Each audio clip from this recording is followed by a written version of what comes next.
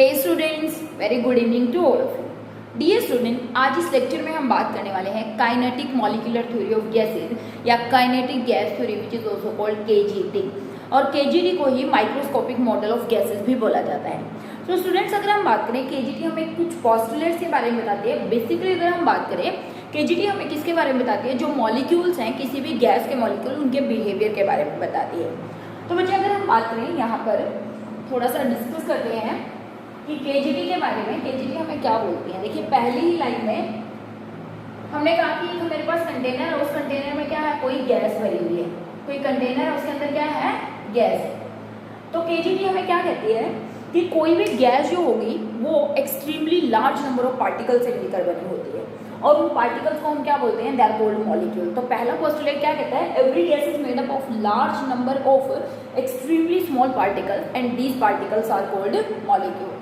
The molecule of a single gas is of same type, but different gases have different shape and different size of the molecule of the gases। कहने का मतलब ये हुआ कि अगर मैं यहाँ पर O2 ले रही हूँ तो O2 के पार्टिकल का साइज और शेप जो होगी वो अलग होगी, जबकि अगर मैं यहाँ पर CO2 गैस ले रही हूँ तो CO2 के पार्टिकल का साइज और शेप क्या होगी, अलग अलग होगी। बट सभी की सभी गैसेज बहुत छोटे छोटे particles, large number of particle से मिलकर बने होते हैं, और उन पार्टिकल्स को हम क्या बोलते हैं, दे आर कॉल्ड मॉलिक्यूल्स। ठीक है, क्योंकि हमें मालूम है गैस के बीच में बहुत ज़्यादा स्पेस होती है, इन बिटवीन द गैसेज बहुत ज़्यादा फार अपार्ट होते हैं गैस के मॉलिक्यूल। इसीलिए ये भी कहा जाता है कि गैस के मॉलिक्यूल एक दूसरे से इतने ज़्यादा दूर होते हैं कि उनके ऊपर कोई फोर्सेज ऑफ अट्रैक्शन और फोर्सेज ऑफ रिपल्शन वर्क नहीं करते। Means there is no forces of attraction and no forces of repulsion between the gaseous molecule because they are far apart from each other, जिसको मैंने यहाँ पर बीच में कहीं ना कहीं ऑलरेडी लिखा हुआ होगा। That is, there is no forces of attraction, and this one, the distance of separation on the gases is too large that there is no forces of attraction and there is no forces of repulsion between the gases molecule। हालांकि later on चल के ये पता चला कि ये जो postulate है वो सबसे इंपॉर्टेंट पोस्टुलेट था, और इस पोस्टुलेट में कुछ ना कुछ कमियां पाई गई थी। ठीक है, ये पोस्टुलेट ये भी कहता है कि अगर हम ये जो गैस के मॉलिक्यूल हैं, अगर इन सारे गैस के मॉलिक्यूल को एक कोने में इकट्ठा कर दूं, मैं यहाँ से इस सारे मॉलिक्यूल्स को मैंने क्या किया, ऐसे कोने में इकट्ठा कर दिया लाइक दिस। तो ये कहता है कि जो ये गैस की वॉल्यूम है, इस वॉल्यूम को क्या किया जा सकता है, नेग्लेक्ट किया जा सकता है in comparison to the total volume of the gas. Means actual जो वॉल्यूम है गैस मॉलिक्यूल के, देखो जब ये गैस इसमें बिखरी हुई थी तो हमें मालूम है वो कंटेनर की वॉल्यूम को ऑक्यूपाई कर लेगी, है ना। लेकिन ये पोस्टुलेट कहता है कि अगर मैं इन सारे के सारे गैस मॉलिक्यूल को एक कॉर्नर में कलेक्ट कर दूं तो ये जो वॉल्यूम है this can be neglected in comparison to the total volume of the gas which is also very very important postulate. और लेटर ऑन पता चला था ये वाला पोस्टुलेट भी कुछ ना कुछ मॉडिफिकेशन इसको चाहिए। तो molecules are separated from each other by large distances so that the actual volume of the molecule of the gas actual volume है that can be neglected in comparison to the total volume of the gas। Total volume की comparison में actual volume को neglect किया जा सकता है, और later on पता चला कि ये वाला पोस्टुलेट तो बहुत ही ज़्यादा गलत है, मतलब इसमें तो काफ़ी सारी मॉडिफिकेशन की रिक्वायरमेंट है। ठीक है, नेक्स्ट हमने कहा क्योंकि मॉलिक्यूल्स रैंडमली मूव करते हैं इधर उधर, तो इनके ऊपर कोई फोर्स ऑफ ग्रेविटेशन भी एक्ट नहीं करता है। There is no force of gravitation which act on the these gases molecule. ठीक है, फिर ये कहते हैं क्योंकि ये मॉलिक्यूल्स रैंडमली जिगजैग मोशन करते हैं, इधर उधर स्ट्राइक करते हैं, खुद के साथ भी बम्बार्डमेंट करते हैं, गैस कंटेनर के साथ भी बम्बार्डमेंट करते हैं। तो कहता है कि ये जो गैस की पार्टिकल्स हैं जब ये खुद के साथ बम्बार्ड करते हैं और कंटेनर के साथ बम्बार्ड करते हैं तो they exert pressure on the wall of the container. It's mean that जो किसी भी गैस का प्रेशर होता है वो किसके कारण होता है, striking off the molecules of the gas on the wall of the container. तो एक पोस्टुलेट यही है कि molecules move randomly here and there in different velocity with different speed, and so that they collide with each other as well as with the wall of the container, and when they strike with the wall of the container they exert pressure on the wall of the container। definitely ये सबको मालूम है। ठीक है, और जब ये strike करते हैं they exert pressure and this pressure is due to the bombardment of these particles. ठीक है ना, these gases particle on the wall of the container. And the another postulate which state that the collisions are perfectly elastic, means when these molecules collide with each other और देखिए हमने कहा कि मान लिया ये मॉलिक्यूल इसके साथ कोलाइड किया, ये मॉलिक्यूल की स्पीड बढ़ गई, ये मॉलिक्यूल इसके साथ कोलाइड किया, इस मॉलिक्यूल की स्पीड बढ़ गई, इसने दूसरे के साथ कोलाइड किया। मीन्स मॉलिक्यूल एक दूसरे के साथ कोलाइड करते हैं और उनकी स्पीड और वेलोसिटी क्या हो जाती है, चेंज हो जाती है ना। मीन्स एनर्जी क्या करें, एक मॉलिक्यूल दूसरे में ट्रांसफर कर रहा है, दूसरा मॉलिक्यूल तीसरे में, तीसरा मॉलिक्यूल उससे अगले मॉलिक्यूल में एनर्जी का क्या कर रहा है, ट्रांसफर कर रहा है। बट ये देखा गया कि ये जो पूरा कंटेनर था इसकी जो टोटल एनर्जी थी वो क्या थी, कॉन्स्टेंट थी, सेम थी। इट्स मीन दैट ये जो मॉलिक्यूलर कोलिजन्स हैं एक दूसरे के साथ, actually these collisions are perfectly elastic collisions. Means इन कोलिजन्स में एनर्जी वेस्ट नहीं होती है, सिर्फ एनर्जी ट्रांसफर होती है एक मॉलिक्यूल से किसमें, दूसरे मॉलिक्यूल्स की तरफ। तो दैट इज वाई हमने कहा कि these molecular collisions are perfectly elastic, means there is no loss of energy, there is just transfer of energy from one molecule to another and then another molecule to another, means एक से दूसरे की तरफ energy का transform होता रहता है, but total energy जो होगी किसी भी कंटेनर की वो क्या होगी, कांस्टेंट होगी। And the last postulate state, किसी भी गैस की जो एवरेज काइनेटिक एनर्जी होती है that is directly proportional to the temperature. कहने का मतलब ये हुआ कि अगर मैं इस कंटेनर का टेम्परेचर इंक्रीज कर दूँ, if we increase the temperature of this container, definitely molecule की काइनेटिक एनर्जी क्या हो जाएगी, इंक्रीज कर जाएगी। क्यों? क्योंकि मॉलिक्यूल की स्पीड बढ़ेगी और जब स्पीड बढ़ेगी तो कोलिजन्स भी बढ़ना उनके शुरू होंगे। It's mean that average kinetic energy of the gas molecule is directly proportional to the temperature of the container. If we increase the temperature, molecular collisions increase करेंगे, उसके साथ साथ average kinetic energy of the gas molecule भी क्या करेगी, increase करेगी। तो student these are some of the postulate, hope आप इनको अपने आप भी बहुत अच्छे तरीके से लिख सकते हैं अगर आप एक बार समझ लेते हैं। तो कुछ भी नहीं है, पहला पोस्टुलेट सारी की सारी गैसेज छोटे छोटे बहुत सारे पार्टिकल से मिलकर बनी है। हर एक गैस के पार्टिकल का साइज और शेप एक जैसी होती है, but different gases have different shape and size. Molecules they collide with the wall of the container as well as they collide with each other. ठीक है, जब ये कोलाइड करते हैं they exert pressure on the wall of the container. Third, there is no forces of attraction and repulsion between the gaseous molecule because they are far apart from each other. Fourth, no gravitational forces acting on the gas molecule. In gas के molecule पर कोई gravitational pull भी act नहीं करता, इसलिए नीचे settle down नहीं होती है।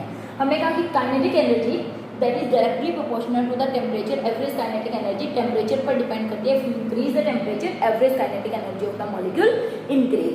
हमने कहा कि मॉलिक्यूलर जो कोलिजन्स हो रहे हैं these are perfectly elastic, means there is no loss of energy when they strike with each other as well as with the whole of the container. मतलब टोटल सिस्टम की एनर्जी हमेशा क्या रहेगी, same रहने वाली है। And very important another postulate वो क्या कहता है कि अगर इन गैस के मॉलिक्यूल को मैं उठा के किसी एक छोटे से कोने में ले जाऊं, क्योंकि गैस क्या करती है किसी भी कंटेनर की वॉल्यूम को ऑक्यूपाई कर लेती है, तो कहता है कि जो एक्चुअल वॉल्यूम है गैस मॉलिक्यूल की that can be neglected in comparison to the total volume of the gas. Total volume of gas की कंपैरिजन में एक्चुअल वॉल्यूम को नेग्लेक्ट किया जा सकता है, लेकिन ऐसा नहीं है। देखिए बच्चे, अगर ये गैस बिल्कुल इतनी सी भी जगह ऑक्यूपाई करेगी, बिल्कुल थोड़ी सी भी, तो इसको भी नेग्लेक्ट करना गलत होगा, क्योंकि ये कुछ तो स्पेस ऑक्यूपाई कर रही है। जब तक ये अपनी जगह यहाँ से छोड़ेगी नहीं, हम कुछ और चीज़ यहाँ पर प्लेस नहीं कर सकते। तो ये क्या है, some of the postulates of kinetic gas theory. आगे हम बात करेंगे काइनेटिक गैस इक्वेशन। हमारे सिलेबस में पूरा डेरिवेशन नहीं है कि हमने काइनेटिक गैस इक्वेशन को कहाँ से डिराइव किया, हम सिर्फ बात करेंगे kinetic gas equation and different type की जो मॉलिक्यूलर स्पीड्स होती है उनको हम कैसे डिराइव कर सकते हैं। तो students, on the basis of kinetic gas theory जो पोस्टुलेट हमने रीड किए, उन पोस्टुलेट के बेसिस पर एक इक्वेशन दी गई और इस इक्वेशन को बोलते हैं काइनेटिक गैस इक्वेशन, जो कि किसके लिए थी, प्रेशर के लिए थी। और which state that PV is equal to 1/3 mn mu square. This equation is called kinetic gas equation, जो कि डिराइव करी गई किसके बेसिस पर, जो डिफरेंट पोस्टुलेट अभी हमने रीड किए थे किसके, काइनेटिक गैस इक्वेशन के। यहाँ पर अगर हम बात करें, हमें मालूम है T प्रेशर, V क्या है, वॉल्यूम ऑफ द गैस, यहाँ पर M क्या है, M आप चाहो तो इसको स्मॉल n से या कैपिटल N से किसी भी तरीके से रिप्रेजेंट कर सकते हो। M क्या है, mass of each molecule of gas, each molecule of gas, ठीक है। और N की अगर हम बात करें, this is number of molecules present in volume V, present in volume V of the gas. और जहां पर ये जो म्यू हमने लिखा है ये किसको रिप्रेजेंट करती है, रूट मीन स्क्वायर स्पीड को या रूट मीन स्क्वायर वेलोसिटी को। ठीक है, this is root mean square speed और वेलोसिटी, जिसको हम थोड़ी देर बाद देखेंगे कि रूट मीन स्क्वायर स्पीड या वेलोसिटी क्या होती है जब हम डिफरेंट टाइप ऑफ स्पीड के बारे में स्टडी करेंगे। तो PV = 1/3 mn square, that is the kinetic gas equation which is derived from the postulates of kinetic gas equation. तो यहाँ पे हम बात करने वाले एवरेज काइनेटिक एनर्जी को आप इसको इससे किस तरीके से रिलेट कर सकते हैं। तो स्टूडेंट, अगर हम बात करो एवरेज काइनेटिक एनर्जी या average transitional kinetic energy, this is given by half m u square.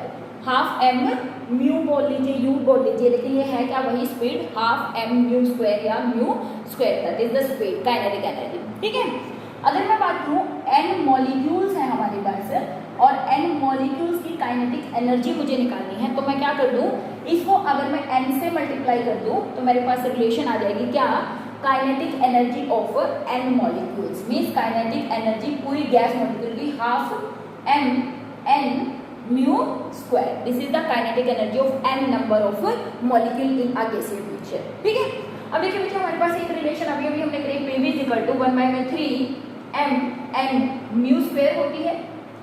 अगर मैं इस इक्वेशन को 2 से मल्टीप्लाई कर दूं, 2 से ही डिवाइड कर दूं तो कुछ फर्क नहीं पड़ेगा। तो हमने क्या किया, इस इक्वेशन को मल्टीप्लाई किया, multiply by 2 and divide by 2, और ऐसा करने के बाद मैंने इस इक्वेशन को रीअरेंज कर दिया, और रीअरेंज करने के बाद मैंने इसको लिख दिया, ये लिख दिया यहाँ पर 3 और यहाँ पर 2, उससे तो कुछ फर्क पड़ेगा ना, 1/3 था, 2 से मल्टीप्लाई 2 से डिवाइड। अगर आप ये चीज देख पा रहे हैं half m n mu square, ये किसके बराबर है, this is equal to kinetic energy. It's mean that हम लिख सकते हैं PV = 2/3 into kinetic energy of gas. ठीक है ना, क्योंकि ये किसके बराबर है, this is equal to kinetic energy of the gaseous molecule.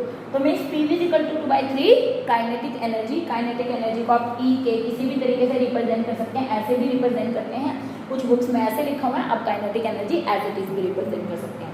तो ये रिलेशन हमारे पास आई कि PV = 2/3 ऑफ काइनेटिक एनर्जी। और अगर मुझे यहाँ से काइनेटिक एनर्जी डिराइव करनी है बच्चे, तो काइनेटिक एनर्जी क्या होगी, 3/2 इनटू PV। ये this is another relationship which we can derive from here कि काइनेटिक एनर्जी क्या है, 3/2 इनटू PV। और अगर बच्चे हम बात करें 1 मोल ऑफ गैस की, किसकी बात करें, 1 mole of gas, 1 mole of gas के लिए PV किसके बराबर होता है, RT के बराबर होता है। तो क्या मैं इस PV की जगह RT लिख सकती हूँ, आप कहेंगे बिल्कुल लिख सकते हैं। और मैं यहाँ से एक रिलेशन और डिराइव कर सकती हूँ कि kinetic energy it is equal to 3/2 RT, and this is the another relationship which we can derive for kinetic energy. Kinetic energy is equal to 3/2 RT। तो यहाँ पर लिख देते हैं काइनेटिक एनर्जी 3/2 RT के बराबर होती है। ठीक है ना, किसी भी गैस सैंपल के लिए जिसमें n नंबर ऑफ मॉलिक्यूल्स हों, उसके लिए हम काइनेटिक एनर्जी इस तरीके से डिराइव कर सकते हैं। ठीक है, तो मुझे अगर मुझे किसी एक मॉलिक्यूल की काइनेटिक एनर्जी डिराइव करनी हो, किसकी डिराइव करनी हो, एक मॉलिक्यूल की डिराइव करनी हो, और अगर पहले मैं कह दूं ये तो किसकी है, दिस इज फॉर 1 मोल, ये तो किसकी है, 1 मोल। अगर मुझे निकालनी है kinetic energy for n moles of the gas, n moles के निकालने तो मैं इसको मल्टीप्लाई कर दूंगी, means kinetic energy is equal to 3/2 into n RT, क्योंकि ये तो 1 मोल की थी, n से मल्टीप्लाई कर दूंगी तो n मोल्स की निकल जाएगी। अगर मुझे निकालनी हो kinetic energy of 1 molecule of the gas, kinetic energy of 1 molecule of the gas, तो बच्चे एक मॉलिक्यूल की काइनेटिक एनर्जी को डिराइव करने के लिए मुझे क्या करना पड़ेगा, काइनेटिक एनर्जी को डिवाइड करना पड़ेगा किससे, एवोगैड्रो नंबर ऑफ पार्टिकल से।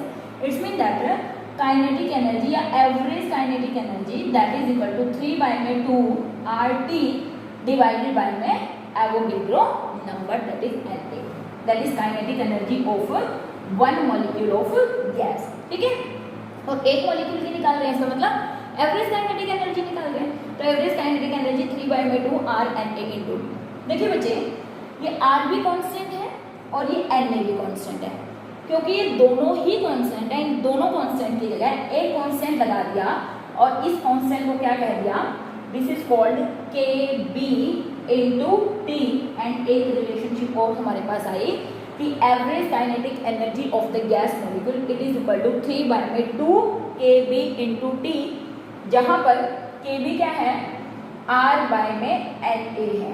मतलब दो कांस्टेंट की जगह एक कांस्टेंट रख दिया, और ये जो कांस्टेंट है इस कांस्टेंट को बोल्ट्जमैन कांस्टेंट बोलते हैं। This constant is called Boltzmann constant, ठीक है। और अगर बच्चे यहाँ से मैं एक रिलेशन और डिराइव करना चाहूँ, हमने लिखा था एवरेज काइनेटिक एनर्जी। देखिए 3 एक नंबर है कांस्टेंट है, 2 एक नंबर है कांस्टेंट है, kb भी एक कांस्टेंट है, तो क्या मैं यहाँ से ये बोल सकती हूँ कि average kinetic energy of the gas molecule is directly proportional to temperature T।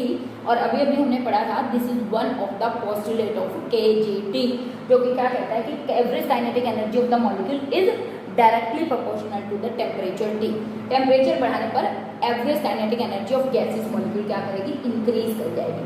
तो इस तरीके से हम वेरियस रिलेशनशिप डिराइव कर सकते हैं average kinetic energy of the gas molecule के लिए। आप देखना चाहें तो एक बार और देख सकते हैं, PV is equal to 1/3 mn², ये रूट मीन स्क्वायर स्पीड है जिसकी बात हम अभी करेंगे। फिर हमने कहा कि अगर हमें काइनेटिक एनर्जी की बात करें तो काइनेटिक एनर्जी किसके बराबर होती है, हमें मालूम है काइनेटिक एनर्जी ½ m² के बराबर होती है। अगर मुझे n मॉलिक्यूल की एनर्जी चाहिए तो मैंने इसको n से मल्टीप्लाई कर दिया। फिर हमने कहा ये जो इक्वेशन है अगर मैं इसको 2 से मल्टीप्लाई कर दूँ, 2 से डिवाइड कर दूँ तो कुछ फर्क पड़ेगा नहीं, और इसको मैं लिख दूँ 1/2, ये हो गया 2/3। और इस 1/2 को मैं क्या लिख सकती हूँ, काइनेटिक एनर्जी लिख सकती हूँ, है ना, n मॉलिक्यूल्स की काइनेटिक एनर्जी। तो हमने यहाँ पे लिखा n/2 kinetic energy of the gases molecule. फिर यहाँ से काइनेटिक एनर्जी को डिराइव किया, PV को हमने लिख दिया RT, क्योंकि 1 मोल ऑफ गैस के लिए PV किसके बराबर होता है, RT के बराबर होता है, ठीक है, जब n गिवन हो। तो यहाँ से इस तरीके से रिलेशनशिप को डिराइव करते करते हमारे पास फाइनली एक रिलेशन ये आई कि kinetic energy that is equal to 3/2 RT। एक रिलेशनशिप हमारे पास ये आई kinetic energy, average kinetic energy 3/2 kb into T, क्योंकि kb क्या है, अनदर कांस्टेंट है जिसको बोल्ट्जमैन कांस्टेंट बोलते हैं, जो कहाँ से आया, r/na को रिप्लेस करके, क्योंकि ये भी कांस्टेंट था और ये भी कांस्टेंट था, इन दोनों कांस्टेंट की जगह एक अनदर कांस्टेंट रख दिया गया जिसको क्या बोला, kb बोला गया। तो स्टूडेंट ये इक्वेशन इंपॉर्टेंट है, ये छोटी छोटी रिलेशनशिप इंपॉर्टेंट है, ये रिलेशनशिप हमने याद रखनी है। अब हम बात करेंगे किसके बारे में, बोल्ट्जमैन डिस्ट्रीब्यूशन कर्व के बारे में, ठीक है, या मैक्सवेल बोल्ट्जमैन डिस्ट्रीब्यूशन कर्व। देखिए बच्चे अब तक हम ये पढ़ चुके हैं कि किसी भी कंटेनर में जो गैस होती है वो बहुत छोटे छोटे पार्टिकल से मिलकर बनी होती है, और जो गैस के पार्टिकल्स हैं they strike with each other as well as with the wall of the container, और जब वो स्ट्राइक करते हैं तो प्रेशर एक्सर्ट करते हैं, मीन्स टेम्परेचर का क्या इफेक्ट होता है, ये सब चीज़ें हम पोस्टुलेट में रीड करते हैं। तो इसी चीज़ को स्टडी करने के लिए मैक्सवेल और बोल्ट्जमैन ने अपनी डिस्ट्रीब्यूशन कर्व दी regarding to the molecular space.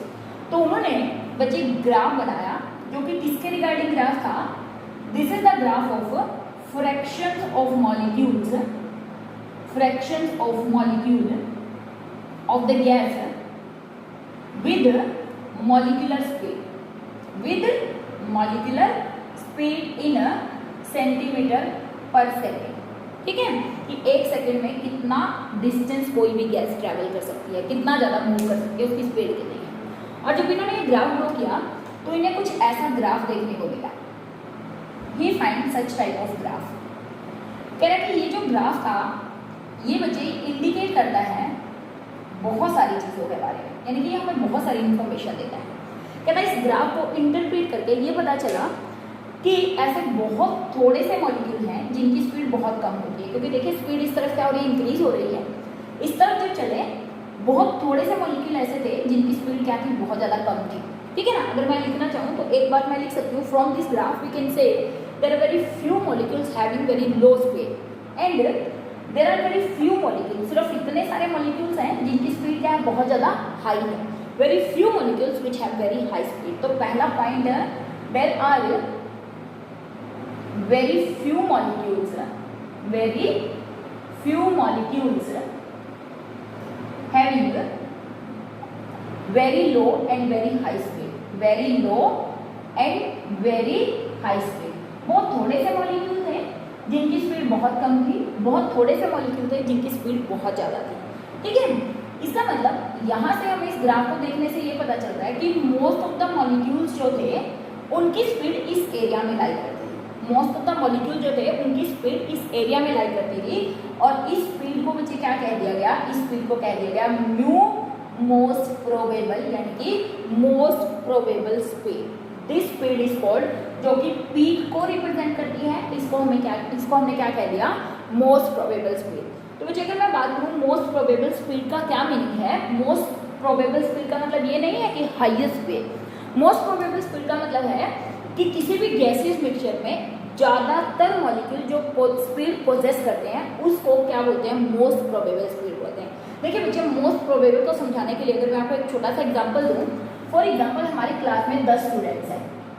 कितने स्टूडेंट्स हैं हमारी क्लास में, 10 स्टूडेंट, ठीक है।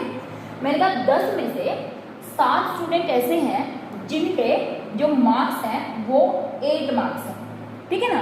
8 नहीं लगाते, चलो 7 लगा देते हैं। मोस्टली स्टूडेंट यानी कि 7 स्टूडेंट के मार्क्स कितने हैं, 10 आउट ऑफ 10। 10 स्टूडेंट्स में से 10 का पेपर लिया था और ये देखा गया कि 7 स्टूडेंट के मार्क्स कितने हैं, 7। बच गए 3 स्टूडेंट। हमने कहा एक स्टूडेंट के मार्क्स पूरे 10 हैं, ठीक है, और जो 2 स्टूडेंट हैं उनके मार्क्स आप मान लीजिए 5 हैं, 6 हैं, 7 हैं कुछ, ठीक है। तो अगर मैं बोलूँ ये जो मार्क्स हैं वो मोस्ट प्रोबेबल मार्क्स हैं, means 7 is the most probable marks because it is obtained by maximum number of students. तो सिमिलरली ये स्पीड जो है ये हाईएस्ट स्पीड नहीं है, ये मोस्ट प्रोबेबल स्पीड है। मीन्स मोस्ट प्रोबेबल स्पीड का मतलब क्या हुआ, speed possessed bye most fraction of the molecule. तो ऐसी स्पीड को हम क्या बोलते हैं, मोस्ट प्रोबेबल स्पीड। तो मोस्ट प्रोबेबल स्पीड क्या हुई, that is speed possessed bye most of the fraction of molecule, most fraction of the molecules, ना कि हाईएस्ट। तो इस स्पीड को क्या बोला गया, मोस्ट प्रोबेबल स्पीड बोला गया। तो ये हो गया इसका सेकंड पोस्टुलेट या सेकंड पॉइंट, आप यहाँ से कह सकते हो। फिर एक पॉइंट ये भी कह सकते हो कि क्या करती है मॉलिक्यूलर स्पीड, क्या करती है, इंक्रीज करती है। It reaches a maximum it which is indicated by the top of the peak and it start again decreasing. मतलब मॉलिक्यूलर स्पीड, तीसरी बात यहाँ से देखिए क्या कह सकते हो कि molecular speed first increases, reaches the top, reaches maximum which is indicated by top of the peak and then decreases, then क्या करती है, डिक्रीज करती है। तो ये क्या कहा था, मैक्सवेल और बोल्ट्जमैन ने बिहेवियर ऑफ गैसेस को स्टडी करके अपना इंटरप्रिटेशन दिया था कि किसी भी कांस्टेंट टेम्परेचर पर, ये जो ग्राफ हमने लिया है किसी भी टेम्परेचर T पर लिया है, तो ये 3 बातें देखने को मिली कि बहुत कम, बहुत ज़्यादा, थोड़े से मॉलिक्यूल की स्पीड थी, मोस्टली मॉलिक्यूल ये वाली स्पीड पोजेस करते थे, इसलिए हमने इसको क्या कर दिया, मोस्ट प्रोबेबल स्पीड बोल दिया। फिर हमने कहा स्टार्टिंग में मॉलिक्यूलर स्पीड इंक्रीज करती है, एक पीक पर पहुंचती है हाईएस्ट वैल्यू पर and then it start decreasing, फिर वो वापस डिक्रीज करना शुरू कर देती है, ठीक है। तो ये 3 इंटरप्रिटेशन हमने यहाँ से की, ठीक है। फिर अगर हम बात करें what is the effect of nature of the gas on the most probable speed, nature of gas कैसे इस चीज़ को अफेक्ट करती है। तो बच्चे इसी ग्राफ को मैं वापस चेंज कर रही हूँ। मैक्सवेल ने क्या किया, 2 अलग अलग गैसेस ली, एक गैस उन्होंने क्लोरीन ली, दूसरी गैस उन्होंने नाइट्रोजन ली। तो जब क्लोरीन गैस और नाइट्रोजन गैस को लेकर उन्होंने एक ग्राफ बनाया तो उन्होंने ये देखा कि जो ग्राफ बनाया था, एक ग्राफ कुछ ऐसे था, ठीक है, दूसरा ग्राफ कुछ इस तरीके से था, लाइक दिस। टेम्परेचर वही है, कॉन्स्टेंट है। ये वाला जो ग्राफ है इसकी मोस्ट प्रोबेबल स्पीड ये है, this is MP, this is also MP। तो इसमें दैट ये जो ग्राफ था ये था क्लोरीन के लिए और ये जो सेकंड ग्राफ था ये ग्राफ था नाइट्रोजन के लिए। तो आप ग्राफ से देखकर ये बता सकते हैं कि N2 is lighter than Cl2। N2 gas Cl2 से हल्की गैस है, इसका मतलब ये हुआ जो गैस हल्की होगी उसकी मॉलिक्यूलर स्पीड भारी वाली गैस से क्या होगी, ज़्यादा होने वाली है। इसीलिए इसकी मोस्ट प्रोबेबल स्पीड क्या थी, N2 गैस की ज़्यादा थी in comparison to Cl2। It's mean that nature of gas भी किसको अफेक्ट करती है, मॉलिक्यूलर स्पीड को अफेक्ट करती है। तो हमने क्या बात करी कि लाइटर जो गैस होगी, लाइटर गैस हैव मोर या higher molecular speed, higher molecular speed. ये बात तो सीधी सीधी है कि हमें मालूम है कि कोई भी गैस जो हल्की होगी डेफिनेटली उसकी स्पीड क्या होगी, ज़्यादा होगी, वो बहुत फास्टली भाग सकेगी। ठीक है, तो ये देखा effect of nature of the gas on the molecular speed, हल्की गैसेस ज़्यादा तेजी से भाग रही थी। ठीक है, फिर इन्होंने एक और ग्राफ बनाया, जिस ग्राफ में उन्होंने क्या लिखा, effect of temperature on the nature of the gas या effect of temperature on the molecular speed. अगर आप टेम्परेचर बढ़ाइए तो टेम्परेचर T पर था सारा का सारा ग्राफ। ठीक है, फिर उन्होंने क्या किया, 3 अलग अलग टेम्परेचर लिए और एक ही गैस के लिए इन टेम्परेचर बढ़ाने से गैस के ऊपर क्या फर्क पड़ता है उसके लिए ग्राफ प्लॉट किया। ये वही है fractions of molecule, fraction of molecule, और यहाँ पे वही मॉलिक्यूलर स्पीड है। तो मुझे जब उन्होंने पहला ग्राफ बनाया कुछ ऐसा ग्राफ बना, जब सेकंड ग्राफ बनाया कुछ ऐसा ग्राफ बना, और जब थर्ड ग्राफ बनाया तो कुछ ऐसा ग्राफ बना। हालांकि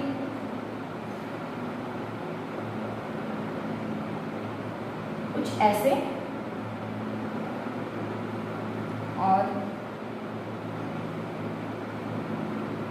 इस तरीके से। ठीक है, ये हमने बात किया, ये टेम्परेचर हमने मान लिया T1, ये T2 और ये टेम्परेचर क्या है T3। यहाँ पर T3 is greater than T2 and T2 is greater than T1, means T3 is the maximum temperature. तो मुझे अगर आप देख रहे हो टेम्परेचर बढ़ाने से क्या हुआ, जब पहले टेम्परेचर बढ़ाया, पहले टेम्परेचर पर ये मोस्ट प्रोबेबल स्पीड थी, जब टेम्परेचर को बढ़ाया गया तो मोस्ट प्रोबेबल स्पीड इंक्रीज कर गई, टेम्परेचर को जब और ज़्यादा बढ़ाया तो मोस्ट प्रोबेबल स्पीड और ज़्यादा बढ़ गई। इसका मतलब मैं ये कह सकती हूँ कि टेम्परेचर बढ़ाने से मोस्ट प्रोबेबल स्पीड बढ़ती है।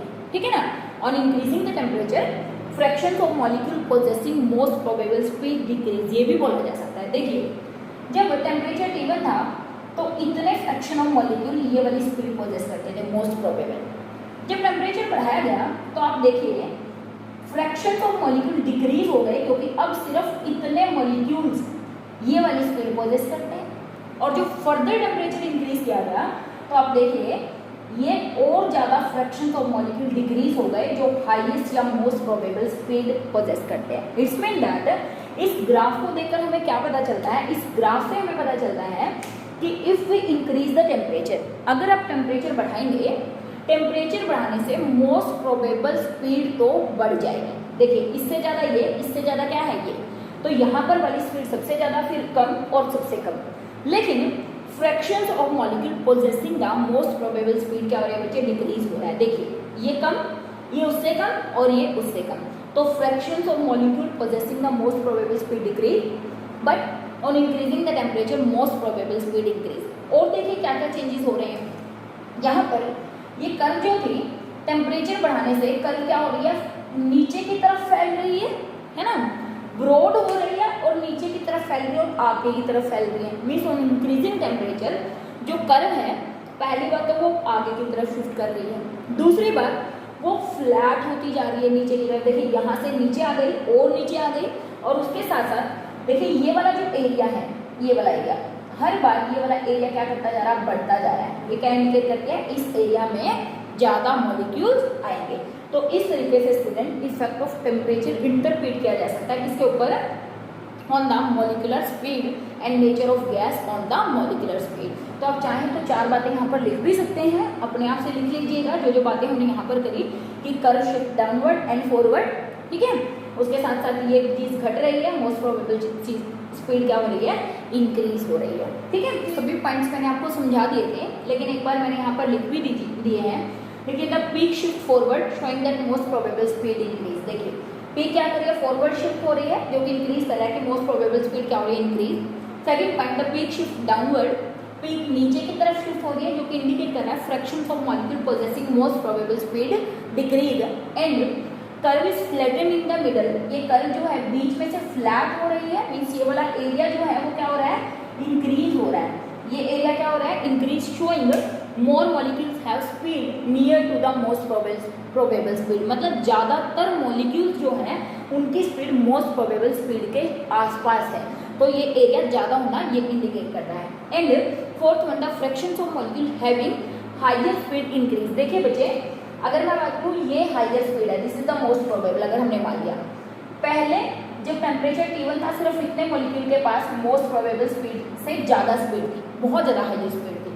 जब आपने टेम्परेचर इंक्रीज किया तो आप देखिए ये एरिया लगभग दुगना हो गया, मतलब पहले सिर्फ इतने मॉलिक्यूल के पास मोस्ट प्रोबेबल स्पीड थी या मोस्ट प्रोबेबल स्पीड से ज़्यादा स्पीड थी, अब इतने मॉलिक्यूल्स हैं जिनकी स्पीड मोस्ट प्रोबेबल स्पीड से ज़्यादा स्पीड है, मतलब speed increase. And on further increasing, थोड़ा सा ग्राफ वैसे इस तरफ शिफ्ट होगा लेकिन आप ये देख सकते हैं कि ये एरिया क्या होता जा रहा है, बढ़ता चला जा रहा है। वैसे इसीलिए ये भी कहते हैं, मैक्सवेल और बोल्ट्जमैन ने ये भी कहा था, इस चीज़ को भी एक्सप्लेन किया था कि अगर आप किसी रिएक्शन का टेम्परेचर कर देते हो, जैसे मान लिया 10 से 20 कर देते हो, तो मॉलिक्यूलर स्पीड 2 गुना ज़्यादा बढ़ जाती है या रेट ऑफ रिएक्शन दुगनी हो जाती है। बेटा वो इसलिए होता है क्योंकि टेम्परेचर इंक्रीज करने से मॉलिक्यूल्स की जो हाइयर स्पीड होती है वो इंक्रीज हो जाती है, इसलिए मॉलिक्यूलर कोलिजन ज़्यादा फास्ट हो जाते हैं और उन फास्ट मॉलिक्यूलर कोलिजन्स के कारण ही स्पीड इंक्रीज होने के कारण ही प्रोडक्ट फॉर्मेशन भी इंक्रीज हो जाती है।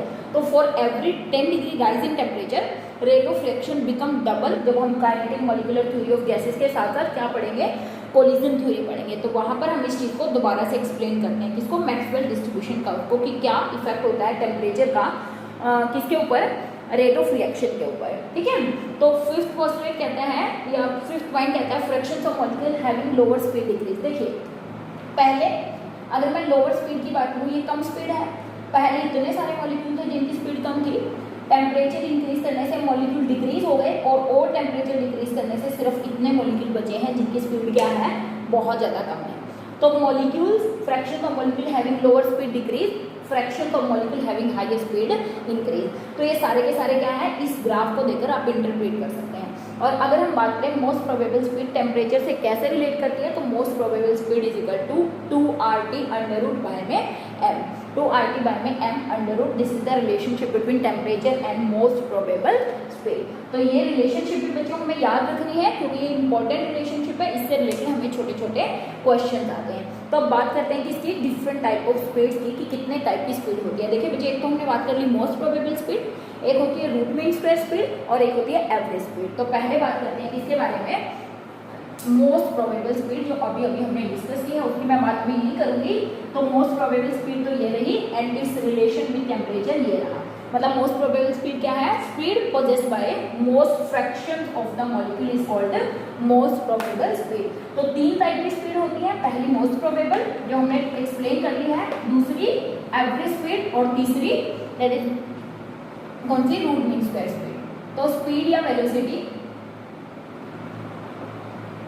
हमने कहा 3 टाइप की है, म्यू मोस्ट प्रोबेबल जो कि अभी अभी रिलेशनशिप डिराइव करी 2RT बाय में m, that is mu most probable, दूसरी म्यू एवरेज और तीसरी अगर हम बात करें mu root mean square speed.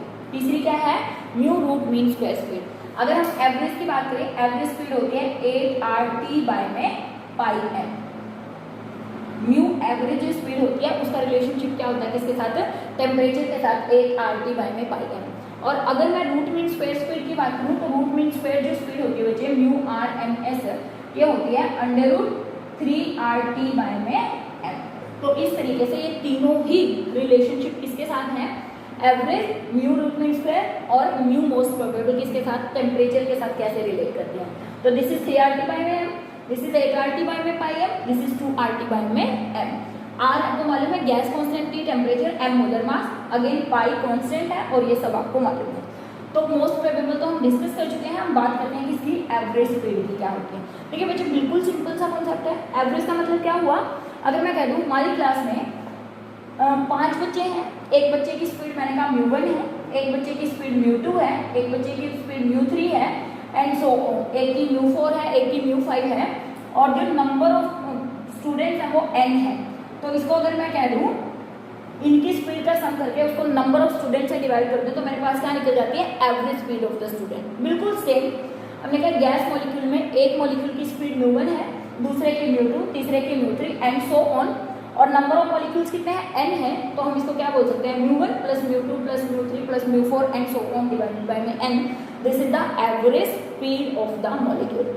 ऐसे भी बोल सकते हैं, मैंने कहा n1 मॉलिक्यूल हैव स्पीड म्यू1 plus N2 molecules have speed mu2 plus N3 molecule have speed mu3 and so on. Divided by में number of molecules कितने हो गए N1 plus N2 plus N3. This is also the average speed. देखिए पहले तो हमने एक की बात करी थी, टोटल बच्चे n थे, फिर हमने कहा कि 10 बच्चों की स्पीड 15 है, 15 बच्चों की स्पीड 20 है, 20 बच्चों की स्पीड 30 है, तो टोटल नंबर ऑफ स्टूडेंट कितने हुए 10, 15 और 20. अगर उनको हम डिवाइड कर देंगे तो हमारी क्या निकल आएगी एवरेज स्पीड निकल आएगी. ठीक है, तो एक्चुअली में एवरेज स्पीड तो क्या है, एक मीन स्पीड है ना. सिंपल सी बात है कि average of all the speed possessed by the molecule is called average speed या mean of all the speed या sum of all the speed, उसका जो मीन होता है वो क्या कहलाती है एवरेज.